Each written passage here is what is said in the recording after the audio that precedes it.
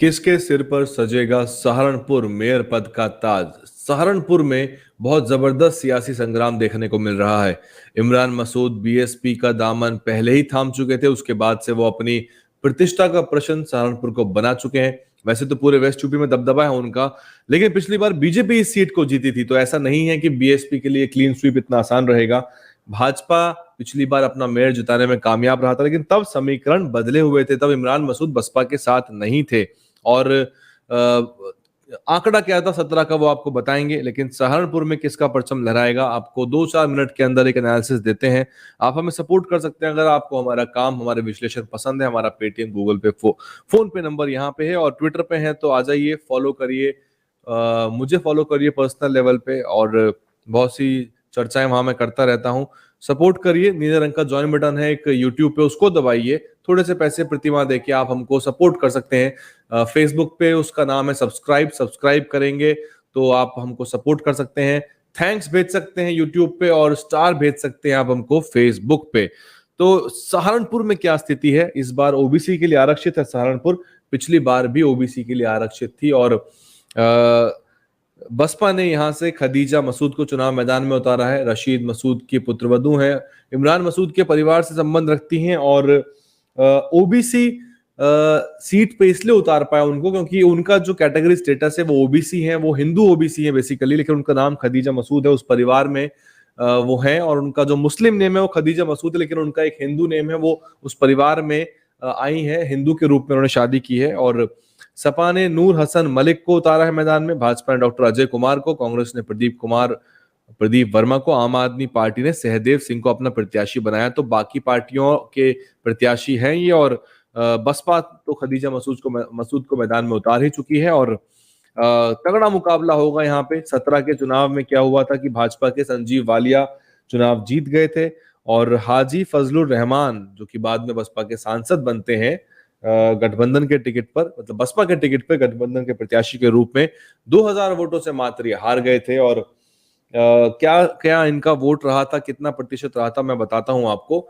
17 के चुनाव में भाजपा का मेयर बना बसपा दूसरे नंबर पे, कांग्रेस तीसरे नंबर पे, सपा चौथे नंबर पे। कितनी वोट मिली थी इनको मैं बताता हूं आपको अभी।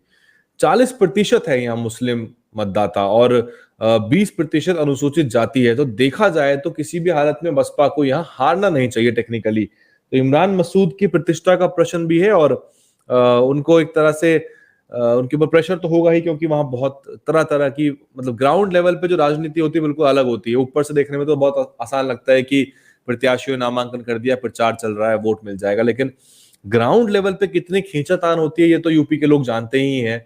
और जो लोग दिल्ली से देख रहे हैं, जो लोग यूपी की गहन राजनीति को नहीं समझते, उनको नहीं पता लगेगा कि वहां किस तरह की पॉलिटिक्स ग्राउंड लेवल पे, पॉलिटिक्स में पॉलिटिक्स होती है, कौन आपके साथ है, कौन खिलाफ है, और ये रूठने मनाने का दौर होता है। राजनीति में क्या होता है कि जब चुनाव आप लड़ते हैं तो आपसे कोई भी पल पल में रूठ जाता है, मिनट मिनट में रूठ जाता है, हर किसी को मनाइए, और हर कोई आपसे कुछ ना कुछ नफे नुकसान के डील कर रहा होता है। सहारनपुर में वैसे 12 नगर निकाय हैं, जिसमें से नगर निगम तो आपको मालूम ही है, 4 नगर पालिका हैं, और 7 नगर पंचायत है, यानी कि 7 अध्यक्ष और 4 चेयरमैन भी चुने जाएंगे। कुल वार्ड है 70।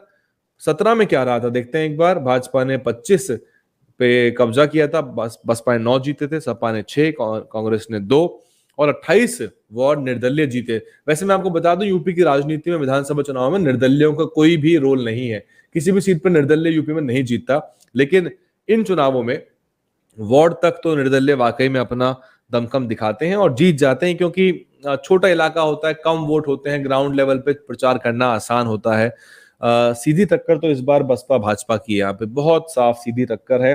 और सपा का तो वोट बहुत कम रहा था पिछली बार, अब भी बताता हूं मैं आपको आंकड़ा। और बसपा का सीधे तौर पे दलित मुस्लिम गठजोड़ है, और उसको बसपा टेस्ट भी कर रही है, 11 सीटों पर टेस्ट कर रही है। तो अगर ये कारगर रहा तो बेस्ट केस सिनेरियो में बसपा को 2, 3, 4 भी हो सकते हैं, और वर्स्ट केस सिनेरियो में हो सकता है 1 रह जाए या 1 भी ना हो, क्योंकि कुछ भी हो सकता है उत्तर प्रदेश में, कुछ भी मतलब कुछ भी, बहुत ही अनप्रिडिक्टेबल स्टेट है। लेकिन दलित और मुस्लिम कुछ सोच तो रहे होंगे कि वो किस तरह से, अगर वो भाजपा को हराना चाहते हैं तो बहुत ही क्लियर कट मैंडेट उनके पास है। दलित और मुसलमानों का अकेला ही वोट इतना काफी है कि वो अधिकतर सीट जीत सकते हैं। पिछली बार तो मुसलमानों ने सपा को वोट किया था, और इस बार क्या होगा देखते हैं। 4 मई को मतदान होना है और 13 मई को परिणाम आएंगे। आपको आंकड़ा बता दूं, जैसा मैंने वादा किया था, भाजपा के संजीव वालिया मेयर बने थे 17 में, उनको मिले थे 1,21,000 वोट, 1,21,201, 36.55। फजलुर रहमान बसपा के टिकट पर खड़े थे मैदान में, 1,19,000 वोट उनको मिले थे, 35.95% का उनको वोट मिला। तो मात्र 2,000 वोट का अंतर था। शशि कुमार कांग्रेस के 3rd नंबर पे थे, इनको मिले 69,000 वोट। और साजिद समाजवादी पार्टी के थे 4थे नंबर पे, इनको मिलते हैं 10,000 वोट। तो आप देख सकते हैं कि समाजवादी पार्टी प्रत्याशी नीचे था और इस बार जो है इमरान मसूद वो सीधे तौर पे बसपा के साथ हैं। तो क्या कुछ होने वाला है, कमेंट करके हमको बताइए। ऐसे ही सभी नगर निगमों के विश्लेषण आपके लिए हम लाते रहेंगे। बने रहिए DNN हिंदी पे, देखते रहिए, लाइक करिए, कमेंट करिए, सब्सक्राइब करिए। DNN हिंदी को सब्सक्राइब करने के लिए दबाएं लाल रंग का सब्सक्राइब बटन और घंटी का बटन दबाकर ऑल नोटिफिकेशन पर क्लिक करें। चैनल को जिंदा रखने के लिए नीले रंग का ज्वाइन बटन दबाकर चैनल को आर्थिक सहयोग करें।